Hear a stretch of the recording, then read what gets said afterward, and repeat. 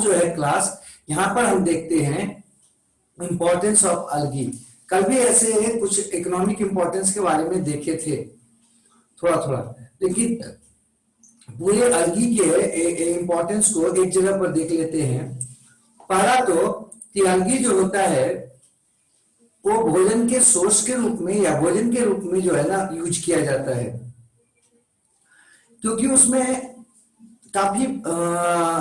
काफी रिच मात्रा में जो है ना, काफी रिच होता है उसमें न्यूट्रिएंट्स की मात्रा, और उसके इसके चलते उन्हें हम भोजन के रूप में आराम से यूज करते हैं। जैसे आप देख लीजिए फियोफाइसी है और रोडोफाइसी है, इन दोनों में से ढेर सारे मेंबर्स हैं जिनको हम भोजन के रूप में यूज करते हैं।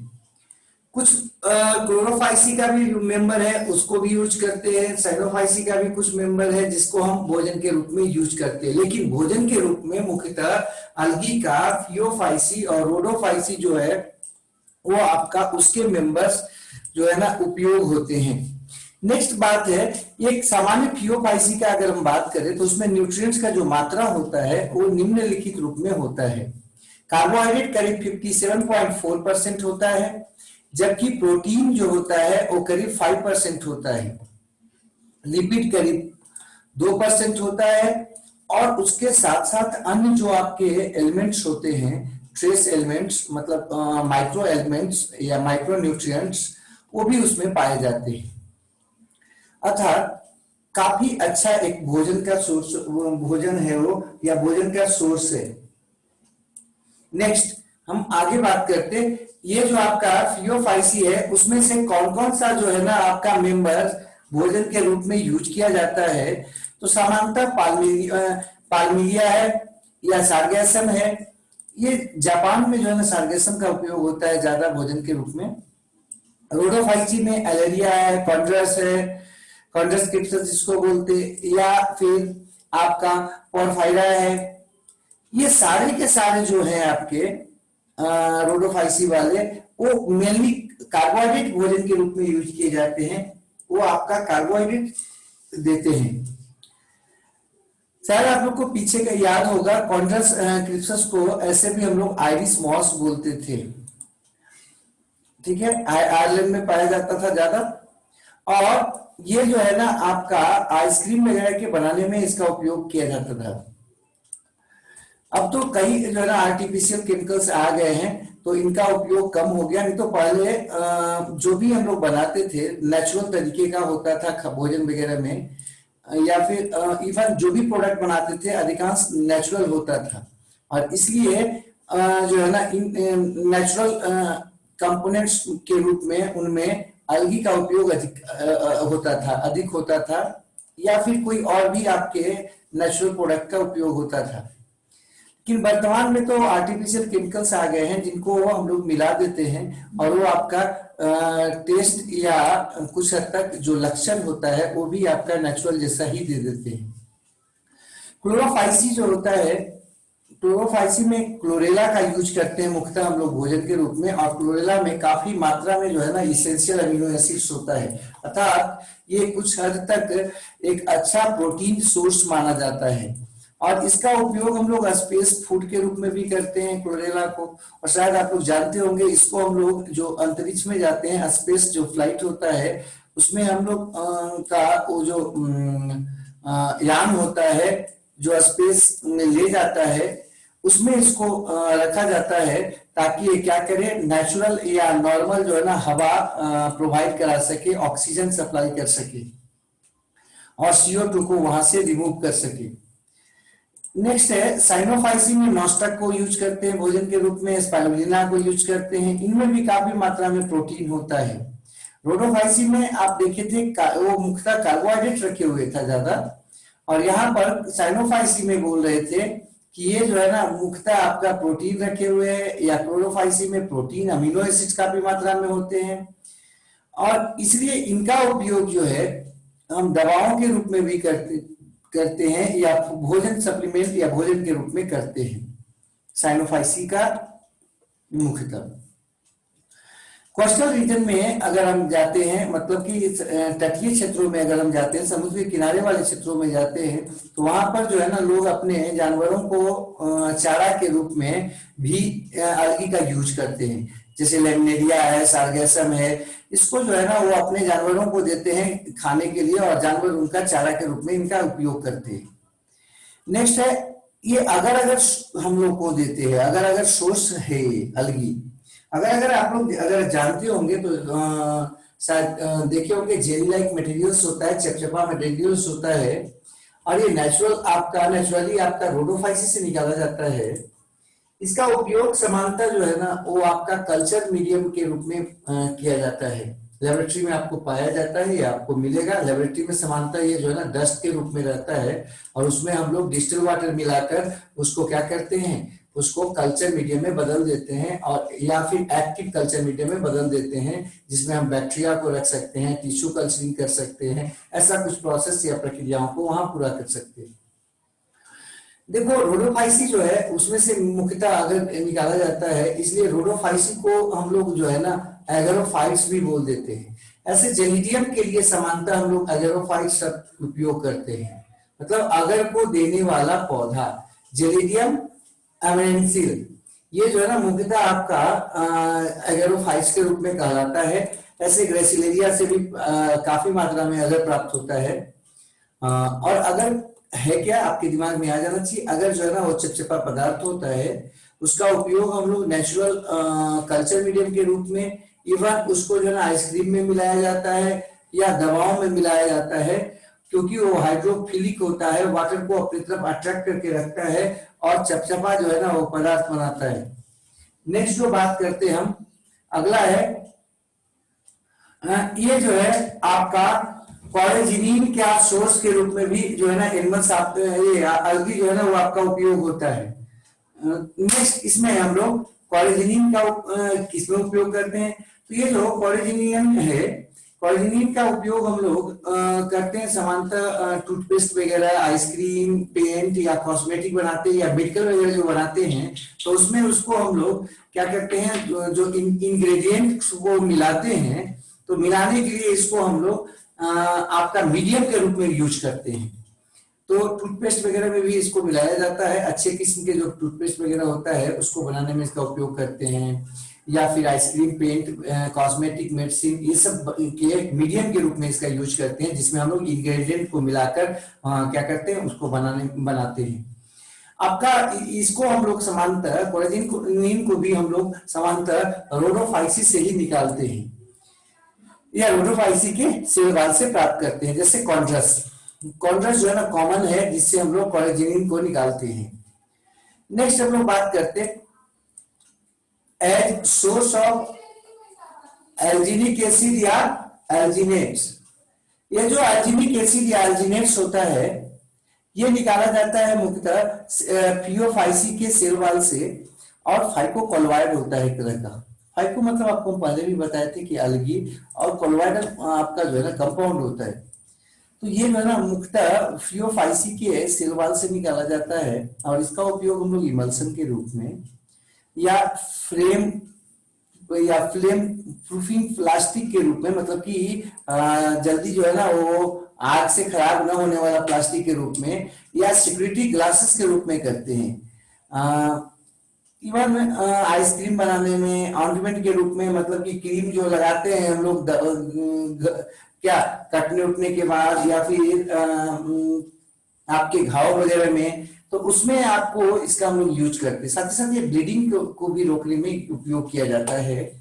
रबर टायर इंडस्ट्री में यूज किया जाता है कौन, एल्जिनिक एसिड या एल्जिनेट्स। ठीक है, इसको निकाला जाता था किससे, फियोफाइसिस से। ध्यान रखिएगा कोलेजिनिन जो है वो आपका रोडोफाइसिस है, ठीक है, एल्जिनिक एसिड या एल्जिनेट्स फियोफाइसिस है। अगला है, इसका उदाहरण भी वहां पर हम कुछ लिखे हैं फियोफाइसी का, जिसका उपयोग किया जाता है एल्जिनिक एसिड या एल्जिनेट्स को निकालने में। लेमिनेरिया है, मैक्रोसिस्टिस है, फ्यूकस है, सारागैसम है, ये सब का उपयोग हम लोग करते हैं वहां पर। नेक्स्ट अलगी जो है ना एक बढ़िया सोर्स है फ्यूनोरी का। फ्यूनोरी है क्या, फ्यूनोरी जो होता है ना वो आपका एडेसिव मटेरियल होता है, और वो अच्छे किस्म का जो गोंद बाजार में आता है उसमें उसका उपयोग किया जाता है। ये साटने में या चिपकाने में मदद करता है। ये आपका फियोफाइसी से निकाला जाता है। फियोफाइसी से क्या और प्राप्त होता है, फ्यूनोरी, जिससे क्या बनता है, अच्छे किस्म का एडहेसिव बनता है, बेस्ट क्वालिटी का वो जो है ना गम बनता है, गोंद बनाया जाता है। नेक्स्ट है बायो फर्टिलाइजर। बायो फर्टिलाइजर जो है ना उसके रूप में भी हम लोग इसको यूज करते हैं अलगी को, और पीछे भी देखे थे इसको, जैसे बीजीए है, ब्लू ग्रीन अलगी, मुख्यतः इसको उपयोग करते हैं हम लोग ज्यादा बायो फर्टिलाइजर के रूप में। या हम लोग फियोफाइसी जो है उसका राख जो होता है, उसको जलाने के बाद जो राख निकलता है उसमें काफी मात्रा में पोटेशियम या पोटास होता है, अतः उसका उपयोग भी हम लोग जो है ना खेतों में आपका डालकर पोटेशियम या पोटास के सोर्स के रूप में किया जाता है। नेक्स्ट है आपका मिनरल्स भी इससे काफी प्राप्त होता है, जैसे आप आयोडीन का नाम सुने होंगे, ब्रोमीन का नाम सुने होंगे, पोटेशियम का सुने होंगे। इन सब का सोर्स है, अच्छा सोर्स होता है कौन, अलगी। तो इसमें फियोफाइसी जो है अभी यहाँ पर लिखे हैं फियोफाइसी, जिसका कॉमन उदाहरण में एक है लैमिनेरिया, उससे हम लोग पोटेशियम और आयोडीन प्राप्त करते हैं। नेक्स्ट है ये अर्थात पोटेशियम और आयोडीन का नेचुरल सोर्स है ये। नेक्स्ट है रोडोफाइसी। रोडोफाइसी जो होता है उससे हम लोग ब्रोमीन प्राप्त करते हैं। अगला हम लोग लिखे कि इससे हम लोग डायटोमाइट या किसेलगर प्राप्त करते हैं। ये जो डायटोमाइट जो होता है ये आप ऐसे समझ लो, आप लोग शायद ईंट देखे होंगे। ईंट जो होता है ना उसमें ईंट में कुछ ईंट काफी पक जाता है, मतलब कि एकदम जो है ना वो आपका एक तरह से मेल्ट कर जाता है, और देखिएगा वो आपका काला जैसा हो जाता है और कोरस नजर आता है, जिसको हम लोग झामा बोलते हैं एक तरह से। तो वैसा कुछ जो है ना पदार्थ हम लोग इसके सेल वाल का जो आपका डिपोजिशन होता है, एक्युमुलेट जो हो जाता है इसका सेल वाल, उसको जब हम लोग निकालते हैं तो वैसा कुछ हमको मिलता है, और उसको हम लोग एब्जॉर्बेंट के रूप में, मतलब एब्जॉर्ब करने के लिए यूज करते हैं एक्सप्लोसिव लिक्विड को। उसको ये क्या करता है, अपने आप में एब्जॉर्ब कर लेता है, रख लेता है, और जब इसमें आग लगाया जाता है तो काफी तेज जो है ना वो क्या होता है, एक्सप्लोसिव के रूप में एक उपयोग किया जाता है। आप लोग डायनामाइट का नाम सुने होंगे। डायनामाइट जो है ना इसी से बनाया जाता है। वो डायटम्स का जो आपका सेल वाल का डेड जो होता है रिमेन्स, वो आपका पोरस स्ट्रक्चर के रूप में काम करता है, और उसमें हम लोग एक्सप्लोसिव जो होता है वो आपका लिक्विड, उसको आपको हम लोग क्या करते हैं, डाल देते हैं, और एक्सप्लोसिव में समानता हम लोग क्या करते हैं, नाइट्रोजन ग्लिसरीन का उपयोग करते हैं, नाइट्रोग्लिसरीन का उपयोग करते हैं, और उसको ये एब्जॉर्ब कर लेता है, और ब्लास्ट करने पर काफी जो है ना आपका पावरफुल एक ब्लास्ट के रूप में उपयोग होता है। आप इस शायद जानते होंगे, अल्फ्रेड नोबेल के का नाम आया था, या उनका माना जाता है महत्वपूर्ण रोल है किसको बनाने में, डायनामाइट बनाने में। तो सबसे पहले इस तरीके से जो है ना एक्सप्लोसिव बनाने का जो है शुरुआत अल्फ्रेड नोबेल के द्वारा ही किया गया था।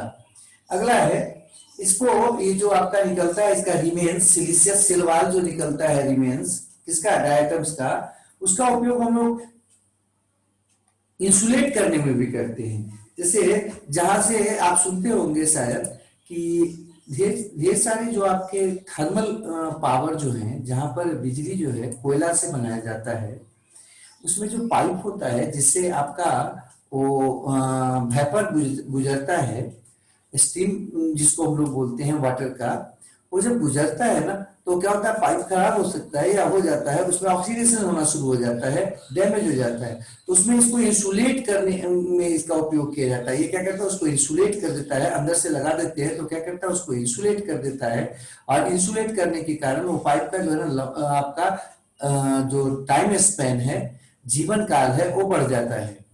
समांतर इसको हम लोग ब्लास्ट फर्नेस के भी अंदर के पेंट के रूप में यूज करते हैं, अंदर के लेयर बनाने के रूप में यूज करते हैं। इसको डायटोमाइट से को क्यों, क्योंकि ये क्या करता है, उसके दीवार को प्रिवेंट करता है, प्रोटेक्ट करता है, किससे, वायर से, सॉरी वो फायर से, आग से क्या करता है, उसके दीवार को बचाता है।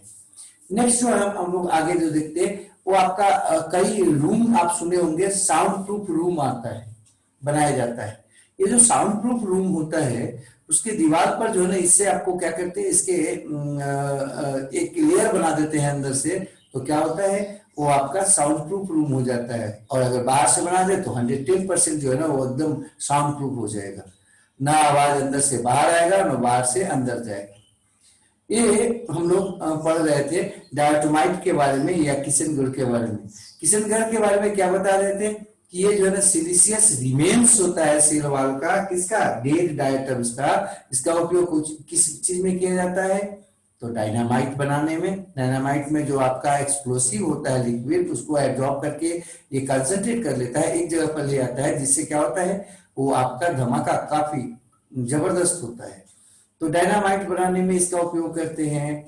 प्लस जो भी आपका एसटी मतलब गर्म गर्म जो आपके पदार्थों को, मटेरियल्स को ले जाने वाले पाइप्स होते हैं, समानता आपका वेपर को उसके अंदर का लेयर बनाने के लिए इसका उपयोग करते हैं। इवन ब्लास्ट फर्नेस का अंदर का लेयर बनाते हैं। और तो और साउंड प्रूफ जो रूम होता है उसको भी बनाने में इसका उपयोग किया जाता है। नेक्स्ट हम लोग बात कर रहे थे कि डायटम्स का फॉसिल्स अगर किसी जगह पर काफी पाया जाता है, किसी स्थान के सॉइल में काफी मात्रा में पाया जाता है अगर डायटम्स, तो माना जाता है कि वहां पर कुकिंग गैस और फॉसिल फ्यूल काफी मात्रा में होंगे। हम आप लोग को पहले भी बताए थे कि बायोलॉजी अगर ठीक से पढ़ लोगे तो आपको कई आइडिया जो है ना आराम से हो जाएगा। अभी आप ऐसे समझ लो, मान लेते हैं आपसे कोई क्वेश्चन पूछ ले कि बताओ जो कोयला होता है सामान्यतः पहाड़ी क्षेत्रों में पाया जाता है या जंगली क्षेत्रों में पाया जाता है, जबकि गैस या पेट्रोलियम प्रोडक्ट जो होता है वो सामान्यतः समुद्री क्षेत्रों में पाया जाता है या रेगिस्तानी क्षेत्रों में पाया जाता है। ऐसा क्यों है? आप क्या बताओगे इसको? फिर से बोल रहे हैं, ये जो कोयला वगैरह है वो पाया जाता है कहाँ, जंगली क्षेत्रों में या पहाड़ी क्षेत्रों में, जबकि आपका वो पेट्रोलियम प्रोडक्ट जो है या फिर गैस जो होता है नेचुरल गैस वगैरह वो समानता पाया जाता है समुद्री क्षेत्रों में, तटीय क्षेत्रों में या फिर रेगिस्तानी क्षेत्रों में। ऐसा क्यों है? आप लोग को पहले भी कुछ क्वेश्चन दिए थे, शायद आप लोग बनाए या नहीं बनाए। हम तो बोले थे कि आप लोग पूछ लेना अगर आगे दिक्कत होगा तो सब बच्चा जो है आराम कर रहा है। ठीक, तो यहाँ पर आगे बढ़ते हम। यहाँ पर जो है ना क्या कहते हैं हम कि इसका उपयोग हम लोग इंडिकेटर के रूप में भी करते हैं कि जहां के सॉइल में, जिस स्थान के सॉइल में इसकी मात्रा ज्यादा होता है डायटम फॉसिल्स का, तो समझ लेते हैं कि वहां पर कुकिंग गैस या फॉसिल फ्यूल ऑयल की मिलने की संभावना अधिक होती है। नेक्स्ट है मेडिसिन के रूप में। ढेर सारे आपके हैं अलगी जिसका उपयोग डायरेक्ट मेडिसिन के रूप में किया जाता है या फिर उसके एक्सट्रैक्ट या प्रोडक्ट को निकालकर मेडिसिन के रूप में यूज करते हैं। जैसे क्लोरेला, क्लोरेला जो है उससे एंटीबायोटिक क्लोरेलिन निकलता है और क्लोरेलिन के कारण ये आपको क्या करता है, बैक्टीरिया को समाप्त करता है। तो क्लोरेला से क्लोरेलिन नाम का एंटीबायोटिक निकलता है जो आपको बैक्टीरिया को समाप्त करता है, अर्थात हम लोग उसको एंटीबायोटिक के रूप में यूज करते हैं। सोडियम लैमनेरिन निकलता है सल्फेट के रूप में, सोडियम लैमनेरिन सल्फेट निकलता है जो आपका एंटीकॉगुलेंट के रूप में यूज होता है। इस तरह से हम यहाँ पर देखेंगे तो कई तरह के जो है ना आपके प्रोडक्ट मेडिकल यूज में भी इससे प्राप्त होते हैं। हम आगे बढ़ते हैं इसमें, इसको हम लोग एक्सपेरिमेंटल जो है ना ऑर्गेनिज्म के रूप में भी उपयोग करते हैं। डिफरेंट जो आपका फिजियोलॉजिकल एक्टिविटी जो होता है मतलब सेलुलर जो एक्टिविटी होता है उसके स्टडी के लिए इसको हम लोग एक्सपेरिमेंटल जो है ऑर्गेनिज्म के रूप में यूज करते हैं। जैसे क्लोरेला, अगर आपको याद होगा, आप लोग अगर थोड़ा बहुत भी पीछे पढ़े होंगे तो आपको याद होगा फोटोसिंथेसिस। फोटोसिंथेसिस जो होता है वो आपका उसके उसके स्टडी के लिए हम लोग, या उसमें ऑक्सीजन निकलता है कि नहीं, उसमें जो है लाइट का क्या महत्व है फोटोसिंथेसिस में, या फिर जो आपका प्रोडक्ट होता है फोटोसिंथेसिस का वो क्या बनता है, ये सब कुछ के जांच के लिए हम लोगों ने जो है ना किस पर एक्सपेरिमेंट किया था, क्लोरेला पर किया था। तो क्या बोला कि अलगी जो होता है उसमें ढेर सारा अलगी है जिसका यूज हम लोग किसके रूप में करते हैं, एक्सपेरिमेंटल ऑर्गेनिज्म के रूप में करते हैं अपने एक्सपेरिमेंट को पूरा करने के लिए, या डिफरेंट तरह के फिजियोलॉजिकल एक्टिविटी को देखने के लिए। नेक्स्ट जो बात करते हैं हम, इसका यूज सीवेज ट्रीटमेंट में भी किया जाता है। सीवेज ट्रीटमेंट अगर थोड़ा बहुत पढ़े होंगे पीछे क्लासेस में, ऐसे तो 12 में पढ़ना है फिर डिटेल से, तो आप लोग पढ़े होंगे कि सीवेज ट्रीटमेंट में शुरू में जो है ना फिजिकल प्रोसेस किया जाता है, उसको 3 स्टेप में किया जाता है सीवेज ट्रीटमेंट को। सबसे पहला जो है स्टेप वो है फिजिकल मेथड ऑफ फिल्ट्रेशन, दूसरा है बायोलॉजिकल मेथड ऑफ क्या सीवेज ट्रीटमेंट, और थर्ड होता है chemical method of sewage treatment या केमिकल ट्रीटमेंट। दूसरा जो बायोलॉजिकल ट्रीटमेंट बताया आपको, इस समय क्या होता है माइक्रो ऑर्गेनिज्म को डाला जाता है उस सीवेज में, और वो क्या करता है उसको साफ करके कुछ हद तक साफ पानी में बदल देता है या साफ कर देता है। तो सीवेज ट्रीटमेंट में जो है ना ये जो माइक्रोब्स का उपयोग किया जाता है उसमें कई फंजाई होते हैं, कई एरोबिक बैक्टीरिया होते हैं, तो उनके साथ इसको मिला दिया जाता है, किसको, अलगी को।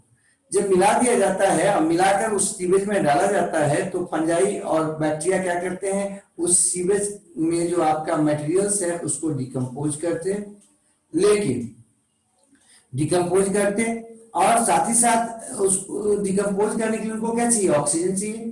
फंजाई को और बैक्टीरिया को वो पानी में मौजूद जो आपका ऑर्गेनिक केमिकल्स है उसको डिकम्पोज करने के लिए क्या चाहिए, ऑक्सीजन चाहिए।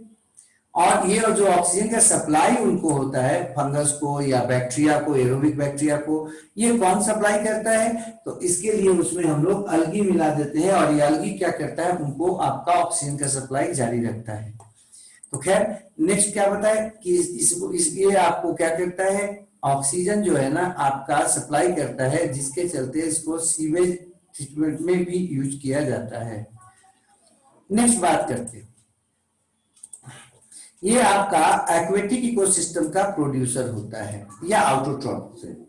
आपको कल भी बताए थे कि जो है ना एक्वेटिक इकोसिस्टम अगर शुरुआत होता है तो किससे शुरू होता है, अलगी से शुरू होता है प्रोड्यूसर के रूप में। नेक्स्ट बात अगर हम करें तो CO2 फिक्स करता है और O2 को क्या करता है, रिलीज करता है एटमॉस्फेयर में, अर्थात एटमॉस्फेयर को भी हम लोगों के लिए क्या करता है, बैलेंस करता है।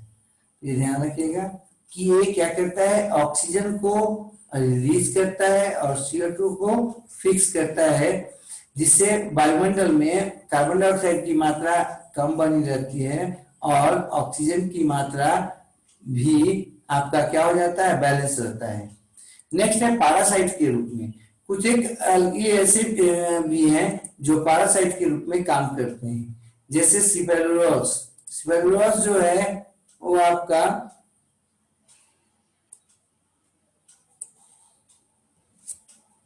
टी में या चाय में उसका जो पत्ती होता है उसको क्या करता है, रेड रॉट उत्पन्न करता है या रस्ट उत्पन्न करता है। ये स्पिरुलोस जो है ना आपका क्लोरोफाइसी का उदाहरण है, क्लोरोफाइसी है एक तरह का, क्लोरोफाइसी का मेंबर है।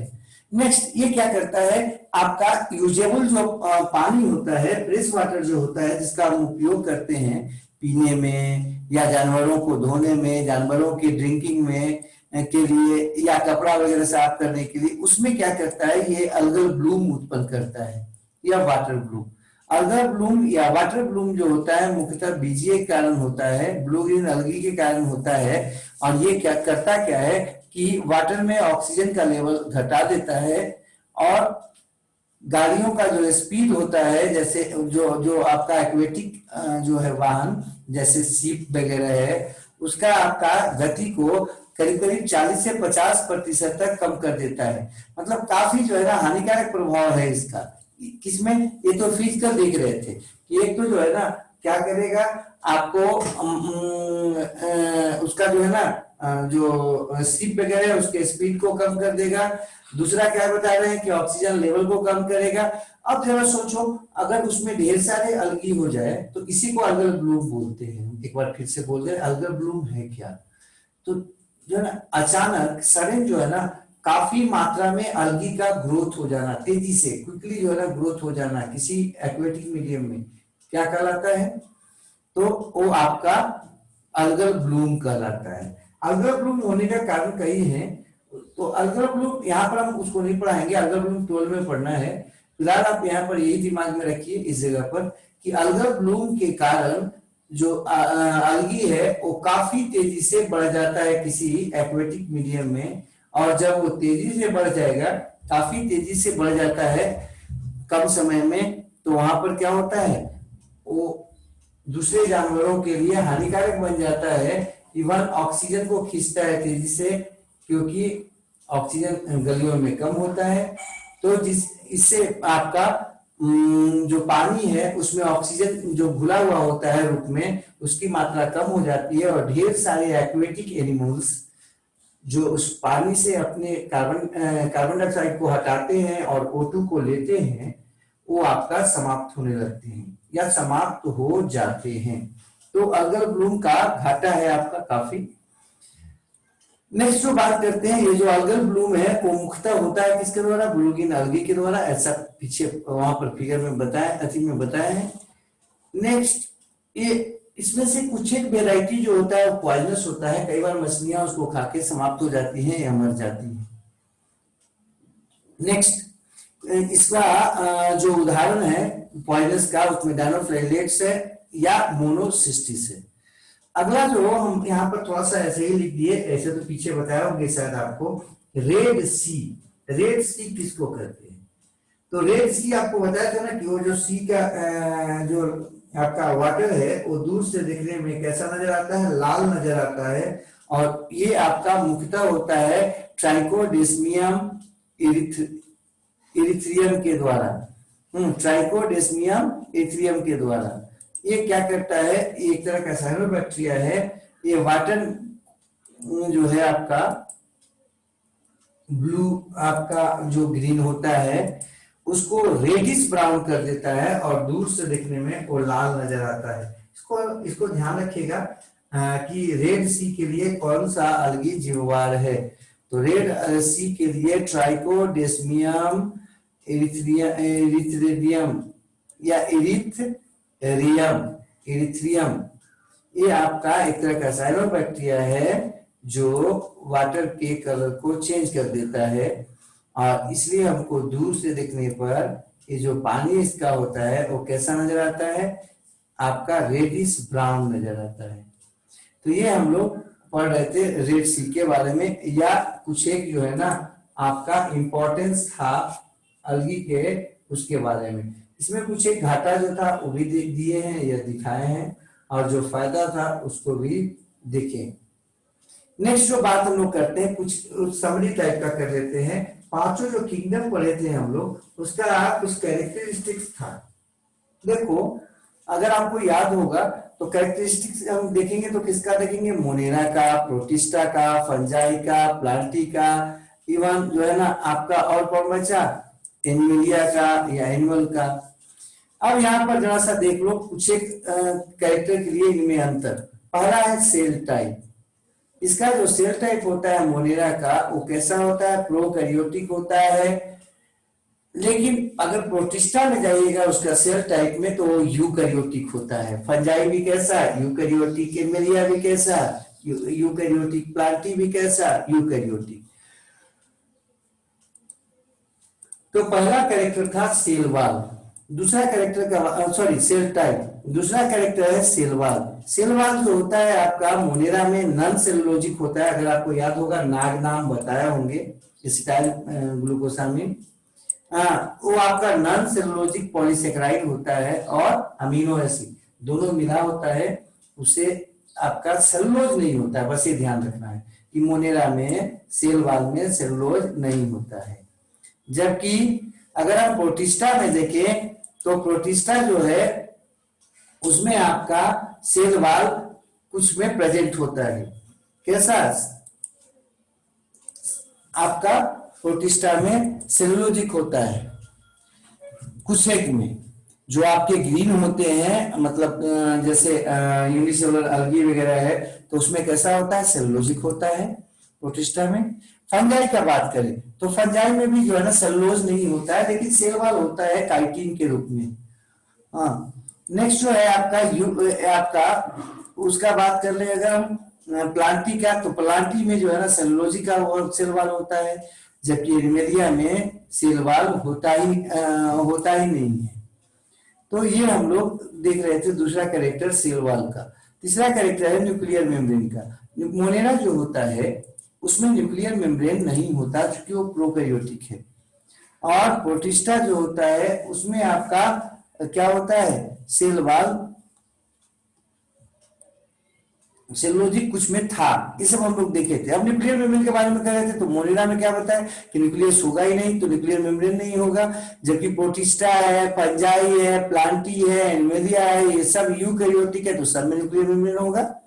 बॉडी ऑर्गेनाइजेशन का अगर बात करें तो मोनेरा सामान्यतः सेलुलर ग्रेड ऑफ ऑर्गेनाइजेशन होता है, जबकि प्रोटिस्टा में भी सेलुलर ग्रेड ऑफ ऑर्गेनाइजेशन होता है। प्लस फंजाई जो होता है उसमें आपका मल्टी सेलुलर या आपका कुछ हद तक टिश्यू पाया जाता है, लेकिन लूज रूप में होता है। हाँ, पूरा जो है ना वो आपका चिपका हुआ नहीं होता है। तो यहाँ पर क्या बोल रहे हैं कि मोनेरा और प्रोटिस्टा जो होता है उसमें आपका सेलुलर फॉर्म होता है या सेलुलर ग्रेड ऑफ ऑर्गेनाइजेशन होता है, जबकि फंजाई में आपका लूज टिश्यू ऑर्गेनाइजेशन होता है, क्योंकि मल्टी सेलुलर यहां से शुरू हुआ था। तो यहाँ पर जो है ना टिश्यू का शुरुआत हुआ था, लेकिन पूरी तरह से डेवलप नहीं हो पाया। अगर आप प्लांटी का बात करो तो इसमें टिश्यू और ऑर्गन पाए जाते हैं, लेकिन अगर एनिमेलिया का बात करो तो वो एक ग्रेड और आगे है। टिश्यू ऑर्गन तो होते ही होते हैं, उसमें ऑर्गन सिस्टम भी होते हैं।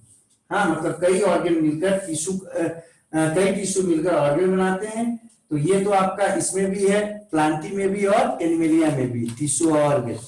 देखिए ये जो आपका है एनिमेलिया, उसमें क्या होता है कि आपका ऑर्गन सिस्टम भी पाया जाता है, कई ऑर्गन मिलकर एक सिस्टम जैसा काम करते हैं। अगला है मोड ऑफ न्यूट्रिशन।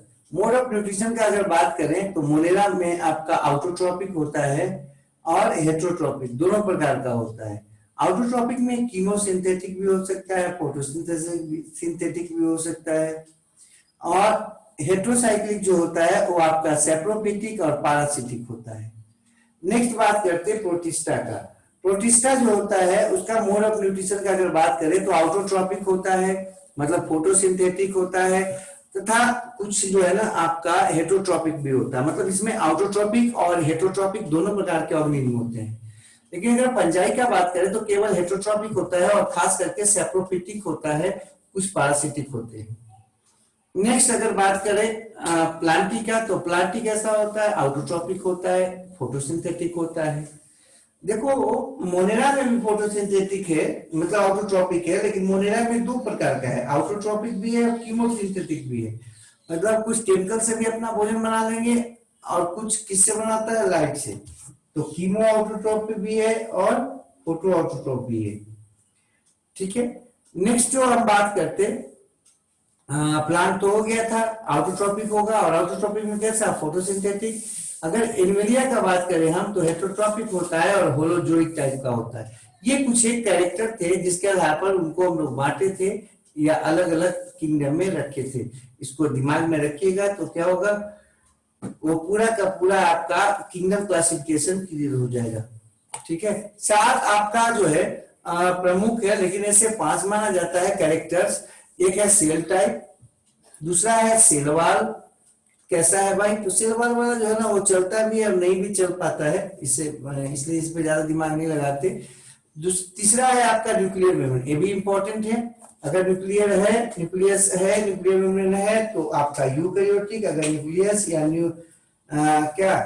न्यूक्लियस या न्यूक्लियोलस नहीं है तब उसको कहते हैं क्या, प्रोकैरियोटिक।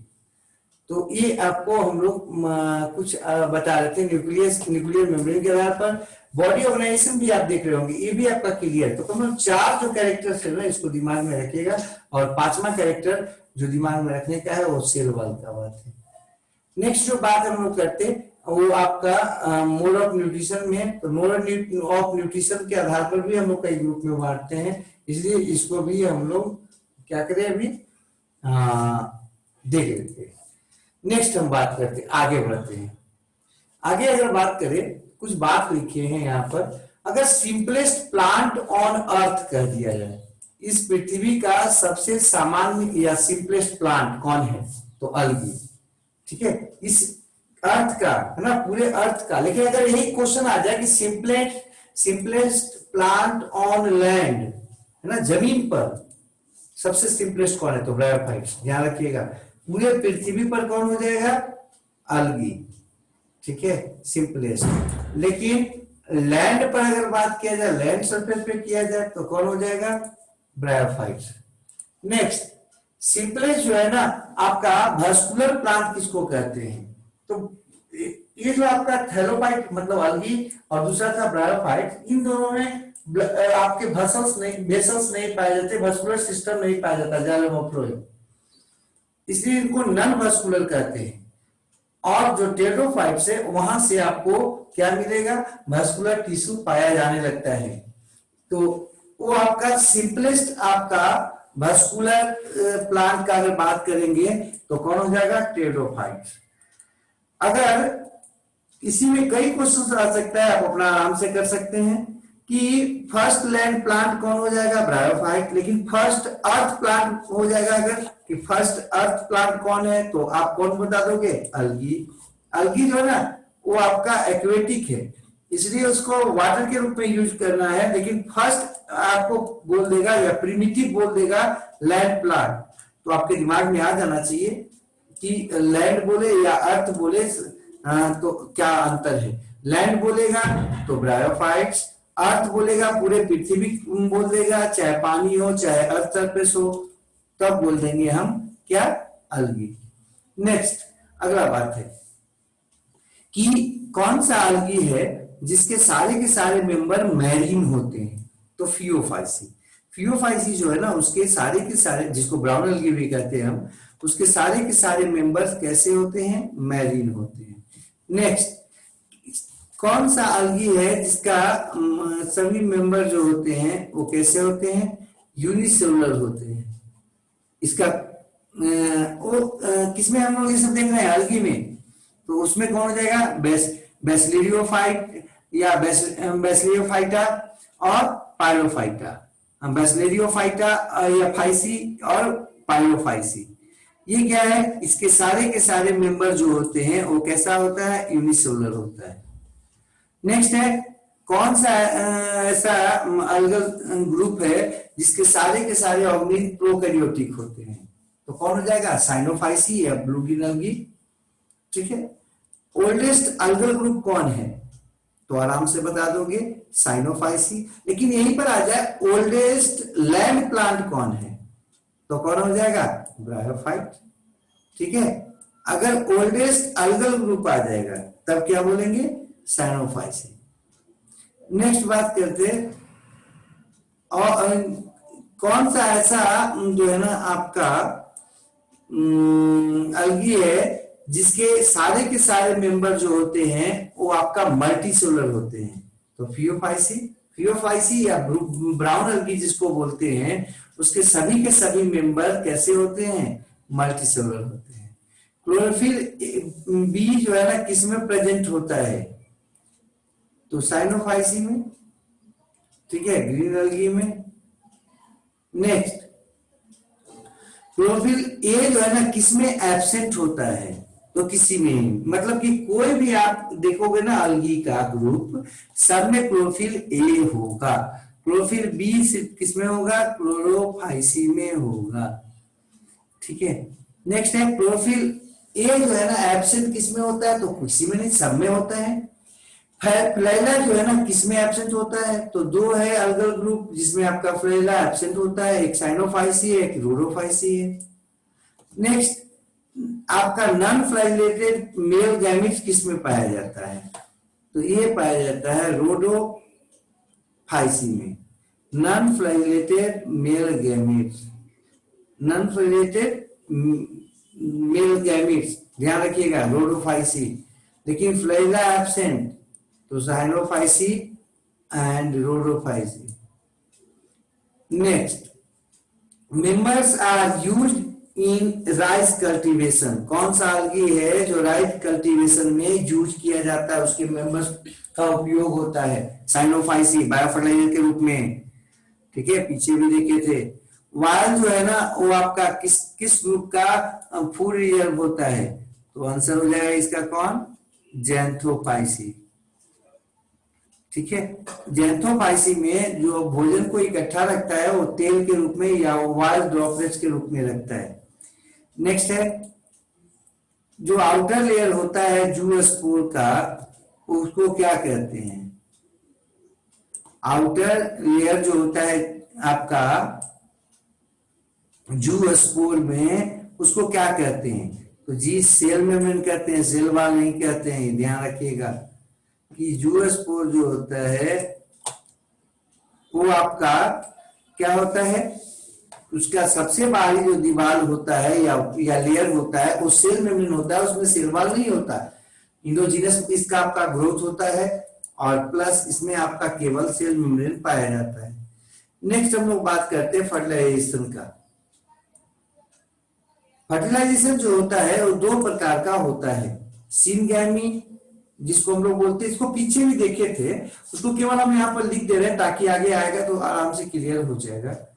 ये जो आपका फर्टिलाइजेशन है या सिनगैमी है उसको दो भाग में बांट सकते हैं, जूआइडोगैमी और दूसरा है साइफोनोगैमी। ठीक है, जूआइडोगैमी और दूसरा है साइफोनोगैमी। ये जो जूआइडोगैमी है इसमें आपका मेल गैमेट जो होता है मोटाइल होता है, मूवेबल होता है, फ्लैजिलेटेड होता है। वाटर जो है ना इसेंशियल होता है इसमें किसके लिए? आपका फर्टिलाइजेशन के लिए। नेक्स्ट जो है ना इसमें पॉलन ट्यूब नहीं बनता और इसका उदाहरण है क्रिप्टोगैम्स ना सीडलेस प्लांट। ठीक है, तो जूआइडोगैमी में ध्यान रखना है कि इसमें पॉलन ग्रेन का बात नहीं करेंगे, इसमें पॉलन ट्यूब नहीं बनता है। मेल गैमेट जो होता है मोटाइल होता है, मूवेबल होता है। वाटर जो है ना इसेंशियल होता है। उदाहरण कौन है? क्रिप्टोगैम्स या सीडलेस प्लांट। अगला है साइफोनोगैमी। साइफन मतलब होता ही है ट्यूब, नली, है ना। तो इसमें आपका क्या पाया जाता है? इसमें आपका पॉलन ट्यूब बनता है। इसमें मेल गैमेट जो होता है वो नॉन मोटाइल होता है, वाटर इसमें रिक्वायरमेंट नहीं होता है और मेल गैमेट जो होता है वो आपका पॉलन ट्यूब के द्वारा ले जाया जाता है। ठीक है, यहाँ पर पॉलन ट्यूब बनेगा और वो क्या करता है? मेल गैमेट को ले जाता है। इसका कॉमन उदाहरण है फैंड्रोगैम्स या सीड प्लांट। जो भी सीड प्लांट्स हैं उनमें क्या बनता है? पॉलन ट्यूब बनता है। तो ध्यान रखिएगा, आगे आएगा इस सब बार बार। जूआइडोगैमी मतलब क्या? बिना पॉलन ट्यूब का, है ना। साइफोनोगैमी तो क्या हो जाएगा? पॉलन ट्यूब बनने के साथ या पॉलन ट्यूब बनने पर आपका फर्टिलाइजेशन होता है। मेल गैमेट का ट्रांसपोर्ट किसके द्वारा होता है? पॉलन ट्यूब के द्वारा होता है। तो ये कुछ एक बात था अलगी के बारे में, उसको देख रहे थे। ठीक है, फर्टिलाइजेशन पहले भी बताए थे, उसी को जो है ना केवल हम अंतर कर दी, चूंकि वहां पर हम देख रहे थे कि वो आपको दोनों में अंतर नहीं किया हुआ था, क्लियर नहीं था। अब बात करते हैं हम लोग ब्रायोफाइट्स का। ब्रायोफाइट्स जो है ना वो आपका दूसरा ग्रुप है प्लांट किंगडम का। और कहो तो इस संसार में जो लैंड है उसका आपका क्या होता है? सबसे जो है सिंपल पौधा माना जाता है लैंड प्लांट में या लैंड ग्रुप में। तो ब्रायोफाइट्स जो है वो आपका समानता टेरेस्ट्रियल होता है, नॉन वस्कुलर होता है, मतलब इसमें ज्यादा प्रॉब्लम नहीं होते। कैरेक्टर का बात करते हैं, इसमें जो हैबिटेट होता है वो डैम्प, ह्यूमिड, मॉइस्ट और शेड लविंग होता है। मतलब जो प्लांट्स होते हैं वो कैसे जगह पर रहना पसंद करते हैं? जहां पर नमी हो, मॉइस्चर हो, धूप कम हो, मतलब कि छांव हो, अर्थात सायोफाइट्स के रूप में इसके प्लांट्स होते हैं। सायोफाइट्स, सायोफाइट्स दिमाग में रखिएगा, जो आपका कहा रहता है छांव में रहने वाले पौधे, दूसरे दूसरे बड़े पौधे के नीचे रहने वाले पौधे। नेक्स्ट इसमें उदाहरण है आपका कुछ जिसको छोड़ दिया जाए तो सारे के सारे जो है ना वो आपका टेस्टियल होते हैं करीब करीब। रिसिया एक फ्रूटेंस है और एक है रिसियोकार्पस नेटन्स। ये दोनों जो है ना एक्सेप्शन के रूप में होते हैं, एक्वेटिक होते हैं। नेक्स्ट है ब्रायोफाइट्स। ब्रायोफाइट्स जो होता है उसको हम लोग एम्फीबियंस कहते हैं। किसका? प्लांट किंगडम का। एम्फीबियंस क्यों कहते हैं? देखो रहता तो है ये आपका कहां पर, सॉइल पर या लैंड पर, लेकिन जब रिप्रोडक्शन का बात आता है, सेक्सुअल रिप्रोडक्शन का बात आता है, तो ये बिना पानी का, बिना वाटर का सेक्सुअल रिप्रोडक्शन नहीं कर सकता। इसलिए इसको हम लोग प्लांट किंगडम का क्या कहते हैं? एम्फीबियंस कहते हैं। नेक्स्ट बात करते हैं इसका जो हैबिट का अगर हम बात करें तो ध्यान रखिएगा, बार बार पूछता है कि एम्फीबियंस का मतलब क्या होता है। तो वैसे ऑर्गेनिक को एम्फीबियंस कहते हैं जिनके सेक्सुअल रिप्रोडक्शन के लिए वाटर की आवश्यकता पड़ती है। और इसमें फ्रॉग भी है। फ्रॉग के आपका रिप्रोडक्शन एक्टिविटी के लिए एक्सटर्नल जो है ना उसमें फर्टिलाइजेशन होता है, तो रिप्रोडक्शन के लिए उसमें क्या चाहिए? पानी का आवश्यकता होता है। इसलिए उसको हम लोग क्या कहते हैं? उसको एम्फीबियंस कहते हैं। और यहाँ भी प्लांट का एम्फीबियंस किसको कह रहे हैं? ब्रायोफाइट्स को कह रहे हैं। हैबिटेट में इसका जो बॉडी होता है थैलस जैसा होता है और डिफरेंशिएटेड होता है स्टेम लाइक स्ट्रक्चर में, लीफ लाइक स्ट्रक्चर में और रूट लाइक स्ट्रक्चर में। ठीक है, जिनको हम लोग कॉलवायड, फाइलवायड और राइजवायड भी कर सकते हैं। ठीक है, स्टेम लाइक को कॉलवायड, लीफ लाइक को फाइलवायड और रूट लाइक को राइजवायड कहते हैं। आपके मन में आ रहा होगा कि हम लोग लाइक क्यों लिखे हैं, स्टेम डायरेक्ट क्यों नहीं लिख रहे हैं? देखो देखने में तो ये आपका पत्ती जैसा नजर आता है, देखने में तो जो है ना स्टेम जैसा नजर आता है, देखने में तो ये रूट जैसा नजर आता है, लेकिन इसमें वस्कुलर टिश्यू नहीं पाए जाते, जाइलम और फ्लोएम नहीं पाया जाता है। जब जाइलम और फ्लोएम नहीं पाया जाता है तो ये क्या हो जाएगा? ये आपका नजर तो आएगा उसके जैसा, लेकिन रियली में वो नहीं होगा। ठीक है, जाइलम और फ्लोएम नहीं रहने के कारण ही इसके बॉडी को हम लोग लाइक कहते हैं। Like, stem like, root like, leaf like. Stem like मतलब कॉलवायड, लीफ लाइक मतलब राइजवायड और रूट लाइक तो उसको क्या बोलते हैं? राइजवायड। ठीक है, अब ये इसका जो बॉडी होता है वो दो रूप में हो सकता है, प्रोस्टेट के रूप में या इरेक्ट के रूप में। प्रोस्टेट का मतलब आपको देख लो बगल में फिगर बना हुआ है। प्रोस्टेट का मतलब है वो पड़ा हुआ रूप में। ठीक है, सबस्ट्रेटम पर उसका बॉडी पड़ा होता है। डोर्सल सरफेस जो होता है ऊपर की तरफ सनलाइट की तरफ होता है, वेंट्रल साइड नीचे की तरफ होता है। जबकि हम अगर इसको देखते हैं, किसको? इरेक्ट वाले को, तो इरेक्ट में क्या होता है? फोटोसिंथेटिक जो पार्ट होता है बॉडी का, वो आपका पूरा का पूरा पार्ट जो ऊपर की तरफ निकला होता है, मिट्टी के सबस्ट्रेटम से ऊपर होता है, वो फोटोसिंथेटिक होता है। वो सब के सब फोटोसिंथेसिस करते हैं। लेकिन ये जो आपको देख रहे थे आप, कौन? प्रोस्टेट में, इसमें सिर्फ डोर्सल जो सरफेस होता है ना वही फोटोसिंथेटिक होता है। देखिए ऊपर में लिखे हैं फोटोसिंथेटिक। कौन है पार्ट इसका? Dorsal side. जबकि जो आपका इरेक्ट होता है उसमें पूरा का पूरा सबस्ट्रेटम से ऊपर जो भी होगा वो सब के सब आपका कैसा होता है? फोटोसिंथेटिक होता है। तो दो प्रकार का प्लांट बॉडी हो गया, प्रोस्टेट, थैलवायड और डॉर्सिवेंट्रल। जबकि दूसरा क्या हो सकता है? Erect, folios, radical. ठीक है, नेक्स्ट बात करते हैं। इसमें जो ऑर्गन्स होते हैं जो उसको अटैच करने में मदद करते हैं, वो ऑर्गन्स दो प्रकार के होते हैं। पहला तो राइजवायड और दूसरा होता है स्केल्स। राइजवायड जो होता है वो दोनों प्रकार का हो सकता है, यूनिसेलुलर और मल्टीसेलुलर। जो यूनिसेलुलर होता है वो भी आपका दो प्रकार का हो सकता है, स्मूथ और ट्यूबरकुलेट। स्मूथ जो जो होता है आपका राइजोआय, उसके दोनों के दोनों वाल दीवार बाहरी और अंदर दोनों के दोनों आपका कैसा होता है, स्मूथ होता है। जबकि ट्यूबरकुलेट जो होते हैं उसमें बाहर का दीवार जो होता है वो आपका स्मूथ होता है, जबकि अंदर का जो दीवार होता है उस पर कुछ जो है ना उभार पाया जाता है, जिसको पेग बोलते हैं, खुट्टी खुट्टी या पेग। हाँ, जैसे दीवार पे काटी मार देते हैं तो क्या हो गया, वहां पर खुट्टी का काम करता है। ये भी ये दिमाग में रखिएगा कि ये जो आपका इनर वाल जो होता है उस पे पेग पाया जाता है, और इसी के कारण ये आपका रफ जैसा होता है, ट्यूबरकुलेटेड होता है।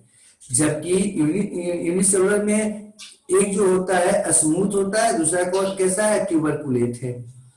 नेक्स्ट अब बात करते हैं मल्टीसेलुलर का। अगर बात करते हैं तो मल्टीसेलुलर जो है ना हमेशा स्मूथ रहता है, और तो और हमेशा जो है इस पे ऑब्लिक आपका सेप्टा पाया जाता है। देखिए उसमें ऊपर में दिखाए हैं ऑब्लिक, है ना, और सेल से वो सब दिखा रहे हैं। तो मल्टी सेलुलर होता है, ऑब्लिक सेप्टा रखता है। नेक्स्ट बात करते हैं। अब हम अगर बात करें उदाहरण में, तो खैर उदाहरण तो वहां बता ही दिए। अगर प्रोस्टेट रहेगा तो उसका कॉमन उदाहरण है लीवर या रिसिया, ध्यान रखिएगा। अगर जो है ना इरेक्ट रहेगा उसका कॉमन उदाहरण है मॉस। मॉस जो है ना वो आपका कैसा होता है, तो मॉस आपका या फ्यूनेरिया जो है ना मॉस का उदाहरण है, वो आपका कैसा होता है, इरेक्ट होता है। अब बात करते हैं ऑर्गन फॉर अटैचमेंट के बाद हम उसी में थोड़ा सा स्केल का बात करते हैं। स्केल कैसा होता है, मल्टी सेलुलर होता है और वायलेट कलर का होता है, सिंगल लेयर होता है इसमें। जबकि राइजवार्ड में आप देख रहे होंगे कि जो भी राइजवार्ड है सब में सेल वाल की संख्या कितनी है, 2 है, 2 लेयर होता है, डबल लेयर होता है। जबकि स्केल जो होता है सिंगल लेयर होता है, मल्टी सेलुलर होता है, वायलेट कलर का होता है। अब नीचे शुरू करते हैं वास्कुलर टिश्यू। वास्कुलर टिश्यू जो होता है वो जालम या फ्लोएम जिसको बोल रहे हैं वो एब्सेंट होता है। उसी कारण तो पीछे आपको बताया था कि इसको हम लोग क्या कहते हैं, रूट लाइक, स्टेम लाइक या लीफ लाइक स्ट्रक्चर कहते हैं। अगला बात करते हैं ब्रांचिंग का। इसमें ब्रांचिंग जो होता है, जो प्रिमिटिव है, जो आपका ज्यादा एडवांस नहीं है, उसमें होता है डाइचोटोमस टाइप का। उससे जो एडवांस होता है उसमें मोनोडियल टाइप का, उससे जो एडवांस होता है लेटरल टाइप का, और सबसे एडवांस में सिम्पोडियल टाइप का। हाँ, तो इसमें जो ब्रांचिंग होता है वो अलग अलग प्रकार का होता है। अब यहाँ पर फिगर से भी दिखाया है, देखो डाइचोटोमस में देख लीजिएगा हर जगह 2-2 बट रहा है, जहां भी बटेगा 2, ठीक है। तो ऐसा अगर ब्रांचिंग होगा तो उसको क्या बोलेंगे, डाइचोटोमस। नेक्स्ट आ जाइए मोनोपोडियल में, देख लीजिए हर जगह से एक एक निकल रहा है, ठीक है, मेन बॉडी से एक एक निकलता जा रहा है। नेक्स्ट बात करते हैं लेटरल या रेसिमोस में। रेसिमोस शायद पढ़े होंगे। रेसिमोस जो होता है वो लेटरल टाइप का होता है, मतलब दोनों साइड में एक एक निकलता जाता है, तो ये हो गया लेटरल। और सिम्पोडियल में जहां भी निकलेगा वो क्या होगा, 2-2 निकलेगा, और उसका जो एपेक्स होता है अंततः आपका क्या होता है, डिवीजन कर जाता है, और इसका ग्रोथ फिर हो नहीं पाता है, मतलब कम ग्रोथ होता है।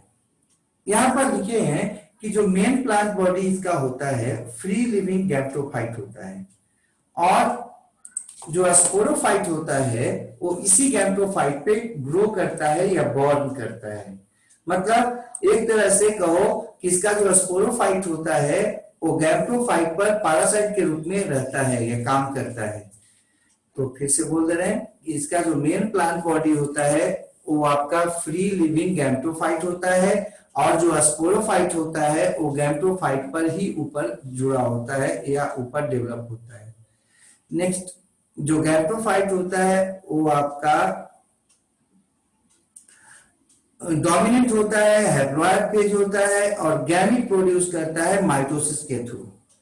इसमें आपका मल्टीसेलुलर सेक्स ऑर्गन होता है, जिसमें हम मेल को एंथ्रीडियम कहते हैं और फीमेल सेक्स ऑर्गन को फ्लास्क शेप्ड या आर्टिगोनियम कहते हैं।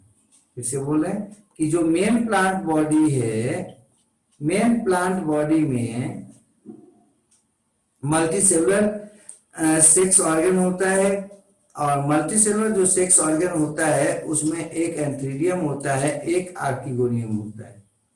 एंथ्रीडियम जो होता है वो आपका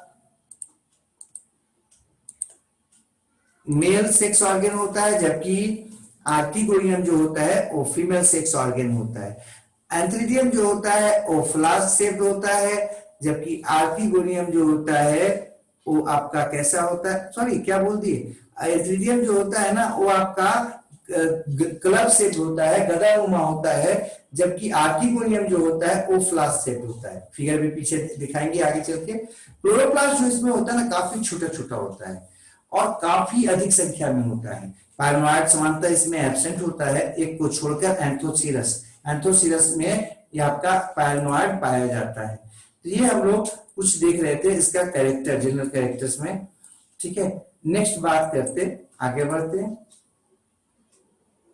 देखो रिप्रोडक्शन को ना तो अगला दिन देखें, चूंकि हो क्या गया है, समय हो गया है, ज्यादा हो जाएगा, ज्यादा पढ़ने में फायदा नहीं है एक दिन। तो हम लोग रिप्रोडक्शन का वेजिटेटिव और सेक्सुअल तरीके से होता है, ये सेक्सुअल नहीं होता है। वेजिटेटिव रिप्रोडक्शन जो होता है वो आपका फ्रेगमेंटेशन के द्वारा होता है या स्पेशल रिप्रोडक्टिव स्ट्रक्चर के द्वारा होता है। ठीक है, इसमें वेजिटेटिव रिप्रोडक्शन होने का दो तरीका है, या तो फ्रेगमेंटेशन से या फिर स्पेशल रिप्रोडक्टिव स्ट्रक्चर से होता है।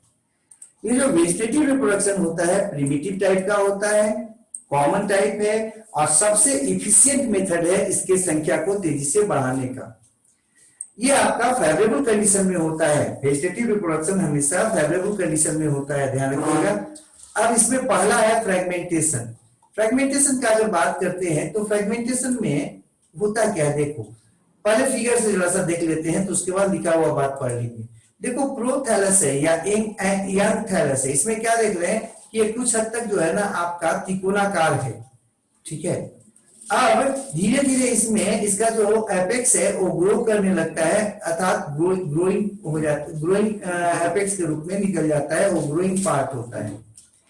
जबकि लोअर जो आपका पार्ट देख रहे हैं, नीचे का पार्ट, वो क्या है, ओल्डर पार्ट है।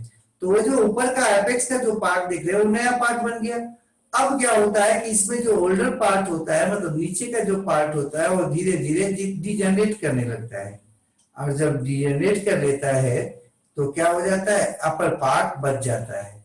ठीक है, और वो दोनों जो आपका उभार था, प्रोट्यूबरेंस था, वो दोनों एक दूसरे से अलग हो जाता है। और पहले जो है ना कितना था, एक था, तो अब कितना हो गया, दो, और फिर अंततः फिर से प्रोथैलस बन जाता है, अर्थात डॉटर बन जाता है। ठीक है, डॉटर ऑर्गेनिज्म बन जाता है। ये हो गया आपका किससे, फ्रेगमेंटेशन से। स्पेशल जो आपका रिप्रोडक्टिव स्ट्रक्चर का बात अगर करो तो इसमें अलग अलग है, ट्यूबर है, गेमी है, बल्बिल है। ठीक है, उसको छोड़ देते हैं, छोड़ दीजिए।